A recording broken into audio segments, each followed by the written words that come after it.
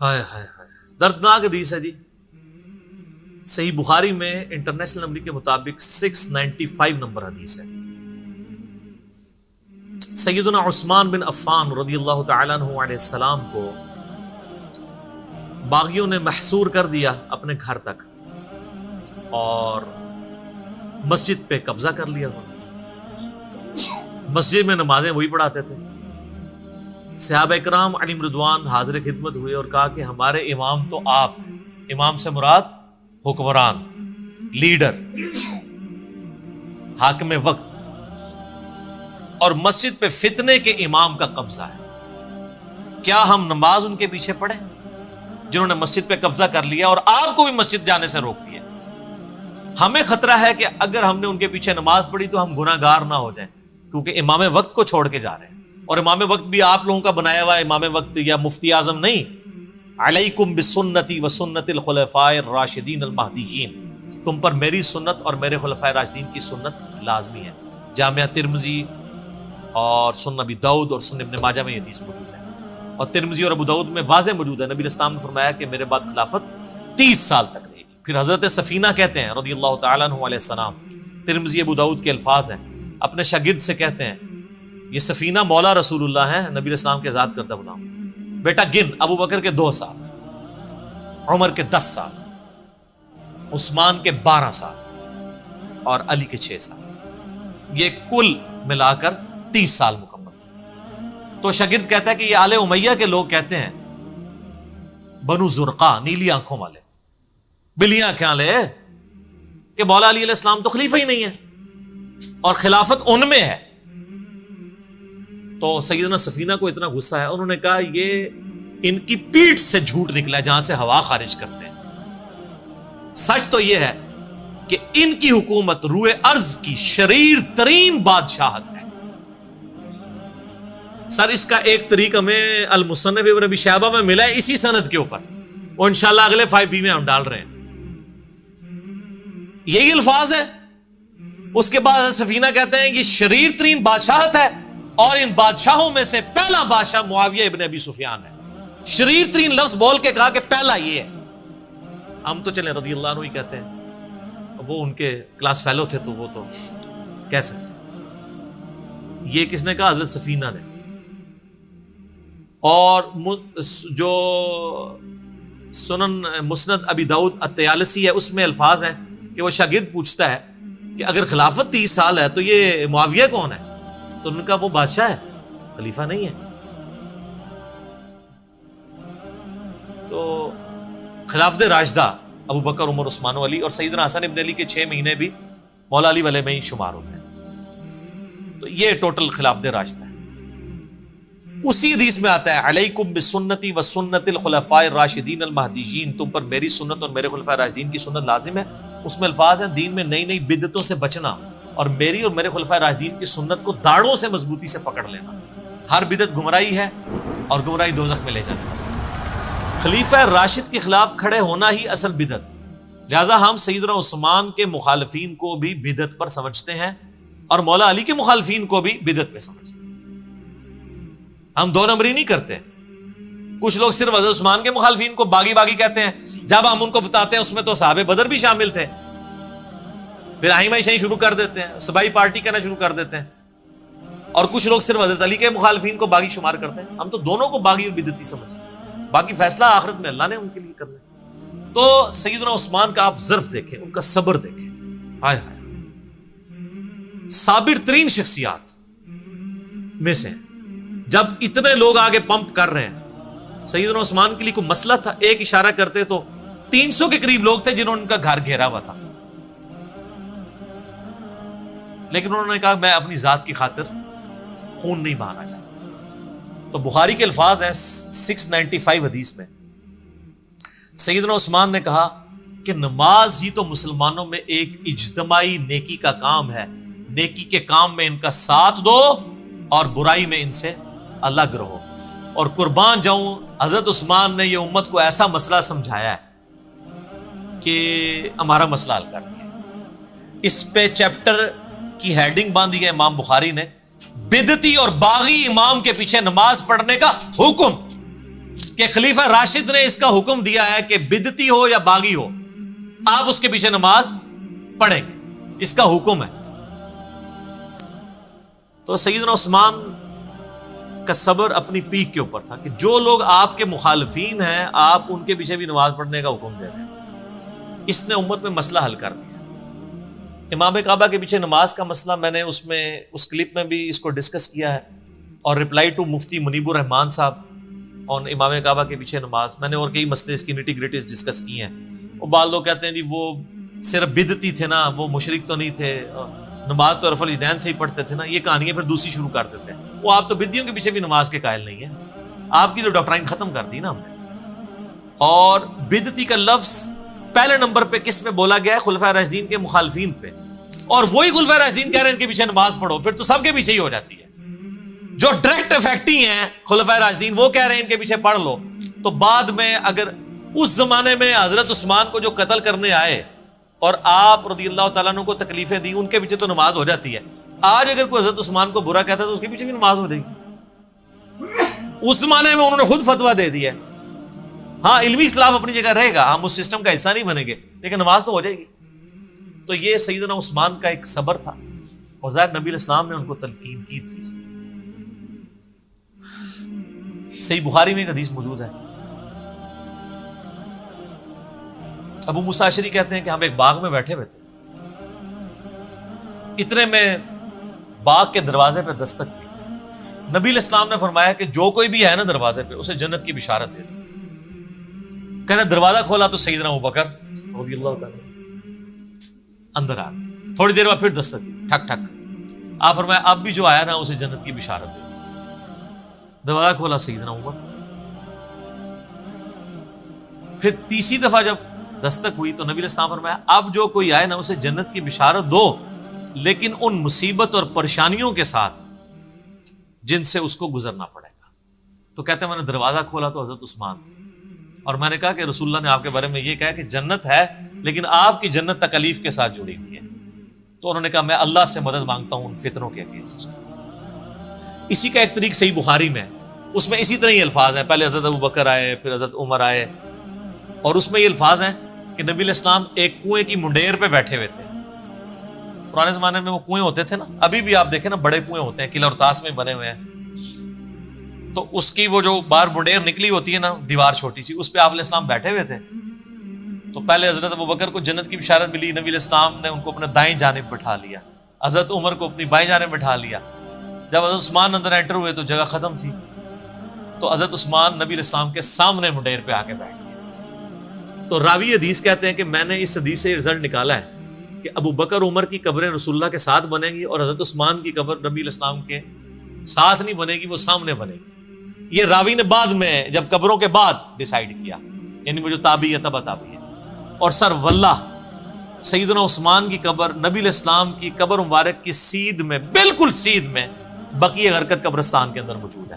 اور چاند ایک قبریں جو باقی ہیں نا اس وقت اپنی صحیح فارم کے اندر سنت کے مطابق ہے، یعنی وہ بہت اونچی نہیں ہے، ارد گرد وہ پتھروں کی فصیل بنی ہوئی ہے چھوٹی سی، وہ ایک بالش جو اجازت ہے صحیح بخاری میں اونٹ کی کوہان جتنی، اور بالکل ڈومیننٹ جگہ کے اوپر ہے، وہ سامنے وہ ارد گرد اس کی کوئی اور قبر بھی نہیں ہے، ڈومیننٹ جگہ پہ۔ پہلے تو خیر سلطنت عثمانیہ کے دور میں مزار بھی اس پہ بہت بڑا بنا تھا، آپ کو پرانی تصاویر مل جائیں گی 1886 کی، وہ تو پھر سعودی حکومت نے توڑوائے، ظاہر ہے وہ خلاف سنت مزار بنے ہوئے تھے۔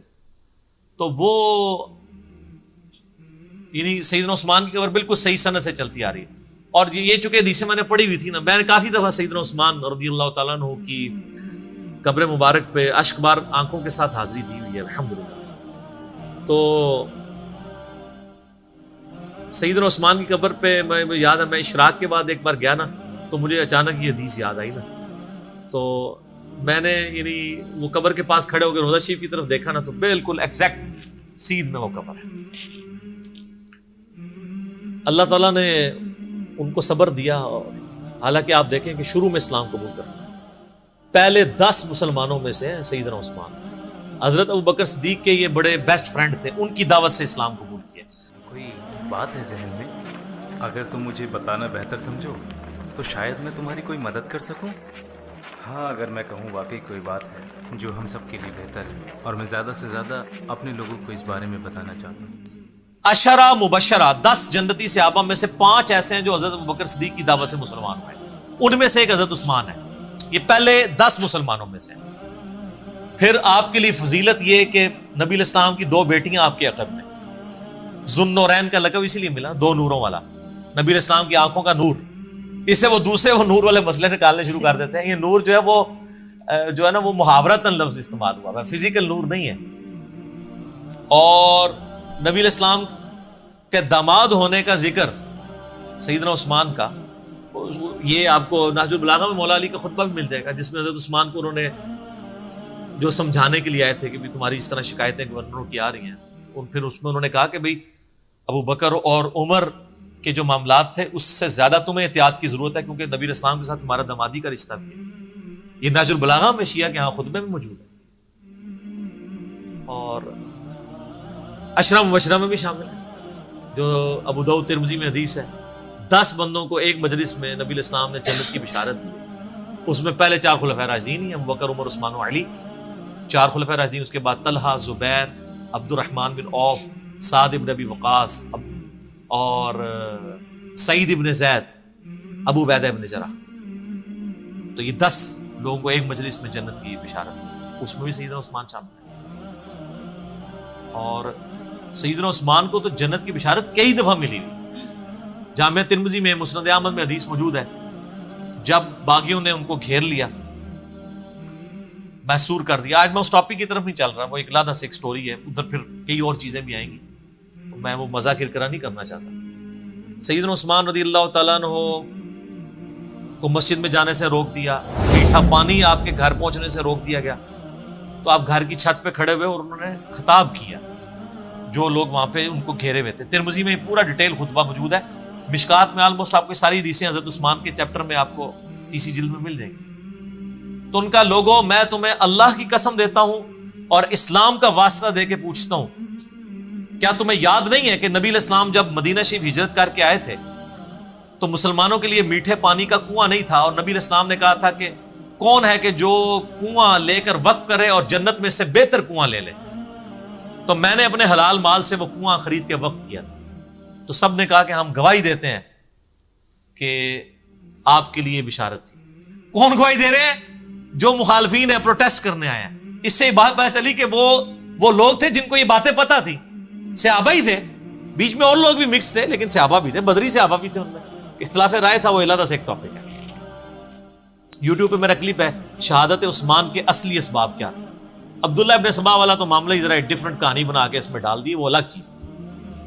फिर सैयदना उस्मान ने कहा कि तुम्हें ये याद नहीं है कि मस्जिद नबी की तोसी की बारी आई तो नबी इस्लाम ने फरमाया, कौन है जो मस्जिद नबी के लिए जमीन लेके वक्फ करे तोसी के लिए कि जन्नत में इससे बेहतर उसे अल्लाह ताला किता अता फरमाए।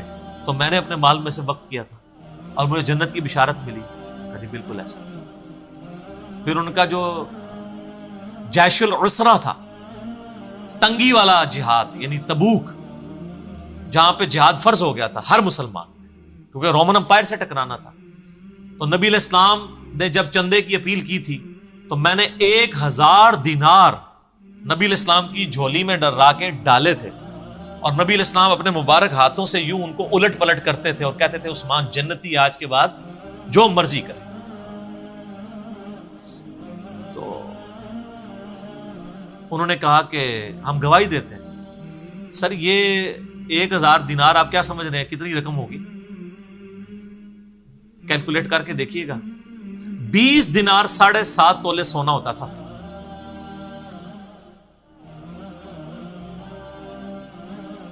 तो 7.5 तोले को 50 से ज़रब दें,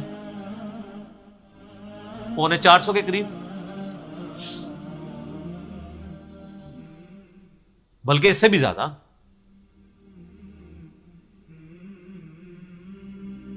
पचास को ज़रब दें 7 से, 700,350, और ऊपर वाला भी कर लें, तकरीबन 400 के, 350 ज्यादा बन जाएगा ना, 7.5 है, 450 करीब समझ लें। 450 तोला सोना, और आजकल क्या रेट चल रहा है? 70,000 है। हाँ, तो ये 2.5 करोड़ से ज्यादा रकम बनती है आज की। اگر 70 لگائیں گے تو جا کے گھر صاف کر لیجیے گا. 2.5-3 کروڑ رقم بنتی ہے جو حضرت عثمان نے غزوہ تبوک کے موقع پر دی اور نبی علیہ السلام نے جنت کی. انہوں نے کہا ہاں جی بالکل آپ کو جنت کی بشارت ملی تھی اس بات پہ. تو انہوں نے کہا تم مجھے نہ اب یہ یعنی بشارتیں گنواتے جا رہے تھے اور حضرت عثمان کہہ رہے تھے دیکھو مسجد میں نے وقف کی, مجھے مسجد میں نماز نہیں پڑھنے دے رہے ہو. کنواں میں نے لے کے دیا اور مجھے میٹھا پانی نہیں, مجھے کڑوا پانی پینا پڑتا ہے, مجھے تم پانی تک نہیں جانے دے رہے ہو اور تم مان بھی رہے ہو ان چیزوں میں مجھے جنت کی بشارت ملی. پھر حضرت عثمان نے چوتھا اور آخری سوال کیا کہ کیا تمہیں یہ حدیث نہیں پہنچی ہے, اور یہ حدیث بخاری میں بھی ہے, ترمذی کا یہ والا ایسا کہ نبی علیہ السلام ایک دفعہ غارے پہاڑ ہیرا کے اوپر چڑھے, ہیرا پہاڑ کے اوپر, حضرت ابو بکر, عمر اور حضرت عثمان یہ ساتھ تھے نبی علیہ السلام, 4 بندے تھے یہ ٹوٹل.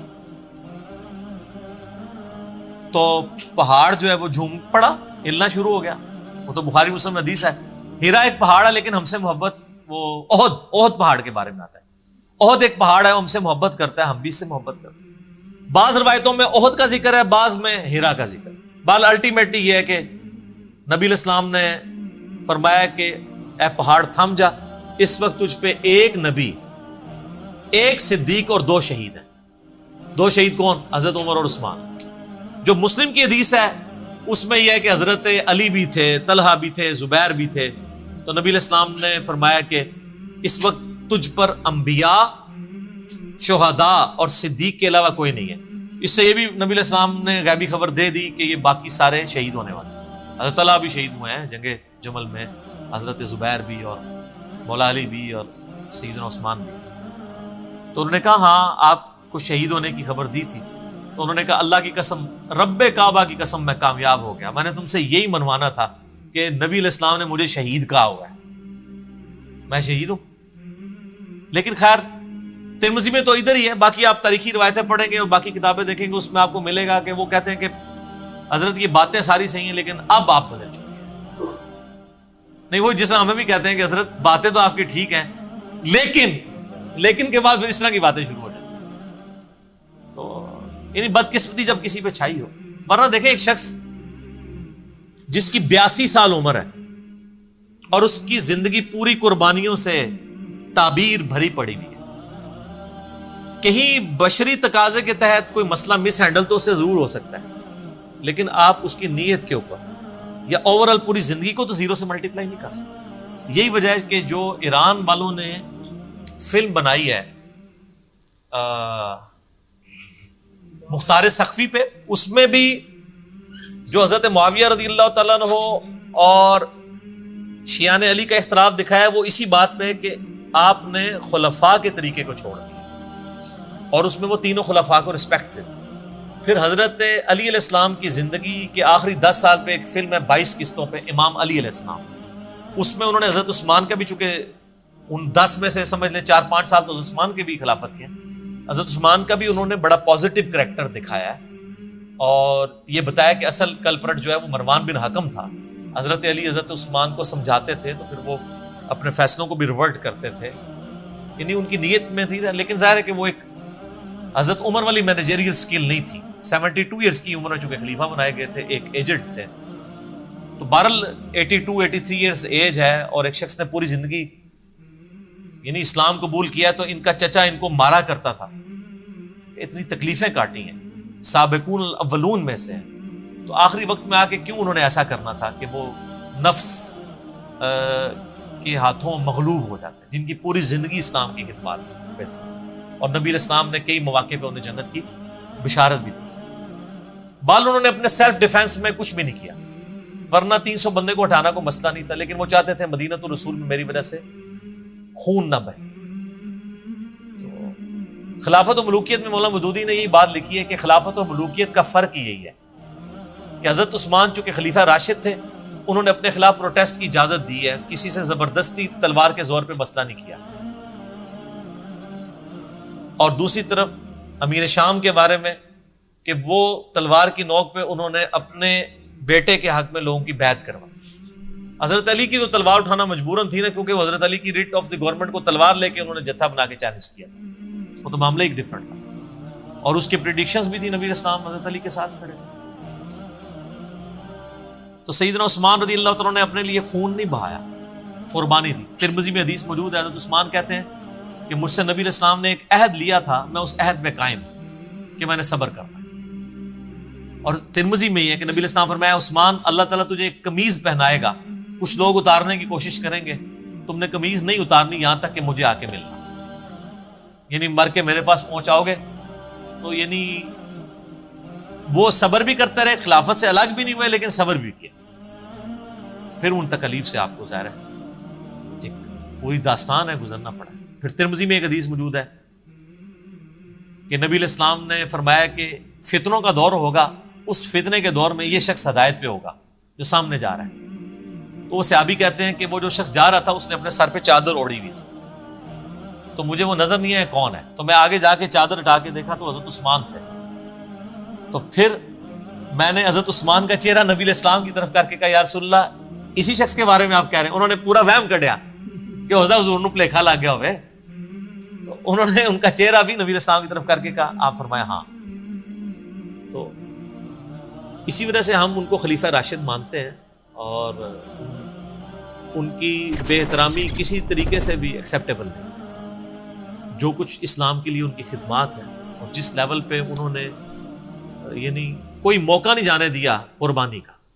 اسی لیے ہم مسلمانوں کے ہاں ایک چیز رناؤنڈ بھی ہے نا کہ اگر اللہ تعالیٰ کسی کو دولت دے تو پھر حضرت عثمان غنی رضی اللہ تعالیٰ عنہ والا جگرا بھی دے کہ وہ اتنی زیادہ دولت اللہ تعالیٰ کی راہ میں قربان بھی بندہ کر سکے۔ کہنا تو آسان ہے لیکن بڑا مشکل کام ہے، بہت مشکل کام۔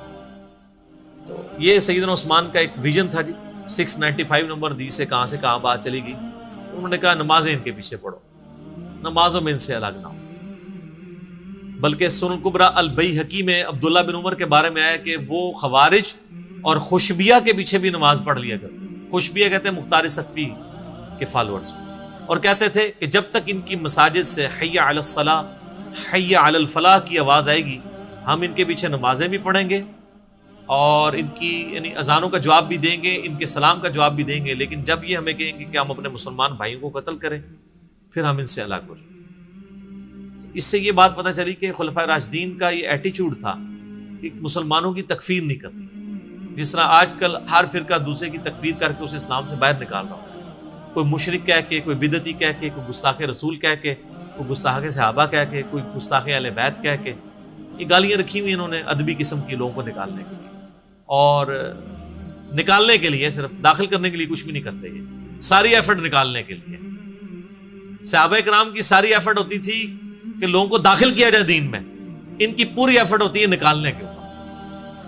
مولا علی کی خلافت سٹیک پہ خوارج نے لگائی ہے، اور آپ المصنف ابن ابی شیبہ کھول کے دیکھ لیں، مولا علی کے شیعہ پوچھ رہے ہیں کہ بتائیے کہ خوارج کافر ہے، ان کے کافر نہیں ہے، یہ کفری سے بھاگ کے تو مجھ سے الگ ہوئے، انہوں نے سمجھا کہ میں کفر میں پڑ گیا ہوں اس لیے انہوں نے مجھے چھوڑا۔ تو پوچھا مشرک ہے، انہوں نے کہا مشرک کہاں سے ہے، یہ شرک سے ہی تو بھاگے ہیں۔ پوچھا منافق ہے، انہوں نے کہا منافق ہوتے تو نمازیں ان کی چھوٹی ہوتے، قرآن تو کہتا ہے منافق بڑی چھوٹی نماز پڑھتا ہے، ان کی تو نمازیں بڑی لمبی ہیں۔ تو ان کا اگر کافر مشرک اور منافق بھی نہیں تو یہ کیا ہے؟ تو انہوں نے کہا یہ ایک ایسی قوم ہے جنہوں نے ہمارے خلاف بغاوت کی ہے، یعنی ان کو ٹریٹ کیا ایسے مسلمان، کیونکہ اسلام میں تو 3 ہی کیٹیگریز ہیں نا، یا بندہ کافر ہوگا یا منافق ہوگا یا مسلمان ہوگا، چوتھی تو کوئی کیٹیگری۔ حالانکہ خوارج کے بارے میں کتنی سخت حدیث ہے، مسند احمد میں دوزخ کے کتے ہیں، بخاری مسلم میں حدیث ہے کہ اسلام سے نکل جائیں گے جیسے تیر اپنے شکار سے نکل جاتا ہے۔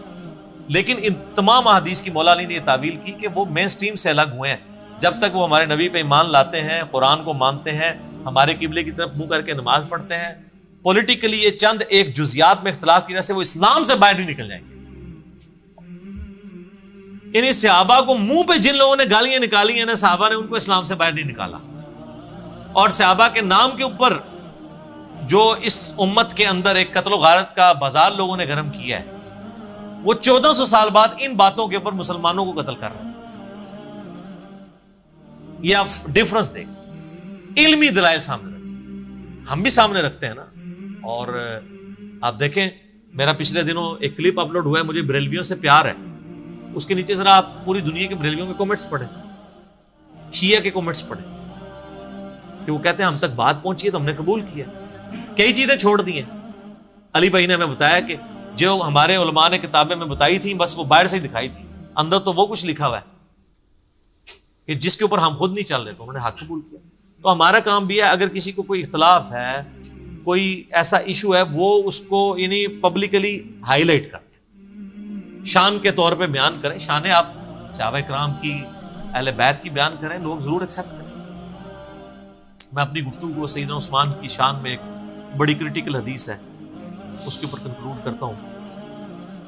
صحیح بخاری و مسلم دونوں موجود ہیں. اما عائشہ کہتی ہیں کہ نبی علیہ السلام گھر میں بیٹھے ہوئے تھے, تو نبی علیہ السلام کیجول حالت میں تھے, یعنی آپ کے کپڑے جو تھے وہ کیجول تھے, ایک چادر تھی جس سے آپ نے اپنے جسم کو لپیٹا ہوا تھا, جس سے ریلیکس ہو کے گھر میں بندہ ایسے بیٹھا ہوتا ہے.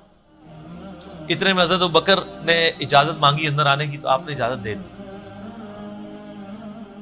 پھر وہ چلے گئے, پھر حضرت عمر آئے, اجازت مانگی, وہ چلے گئے. تھوڑی دیر بعد حضرت عثمان آئے, تو نبی علیہ السلام نے اٹھ کے بیٹھ کے اپنے کپڑوں کو سیدھا کیا, اور یعنی وہ پنڈلی وغیرہ جو, یعنی آپ ریلیکس کی بجائے تھوڑے اٹینٹو موڈ میں آ گئے. تو سیدہ عائشہ یہ آبزرو کر رہی تھی. پھر حضرت عثمان آئے, اپنا مسئلہ بیان کیا, چلے گئے. تو اما عائشہ نے کہا یا رسول اللہ حضرت ابوبکر عمر کے لیے تو آپ نے ایسا نہیں کیا.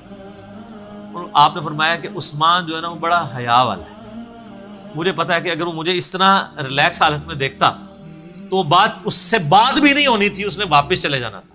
اور میں اس سے حیا کیوں نہ کروں جس سے فرشتے بھی حیا کرتے ہیں. بعض لوگوں میں بلٹ ان بہت حیا والا مادہ ہوتا ہے نا. اب یعنی نبی علیہ السلام کو پتا تھا کہ اگر حضرت عثمان مجھے دیکھتے ہیں تو وہ یہی گمان کریں گے نبی علیہ السلام اپنے کسی پرسنل لائف میں مصروف ہیں, یا آپ بیوی کے ساتھ مشغول تھے, یا کوئی اور, کہ آپ اس طرح ریلیکس حالت میں بیٹھے ہوئے ہیں, تو وہ پھر شرم کے مارے بات کیے بغیر ہی باہر چلے جائیں گے. تو میں ذرا اٹینٹو ہو کے بیٹھ جاؤں. ٹھیک ہو. تو سر یہ چیزیں ہیں. فضائل صحابہ,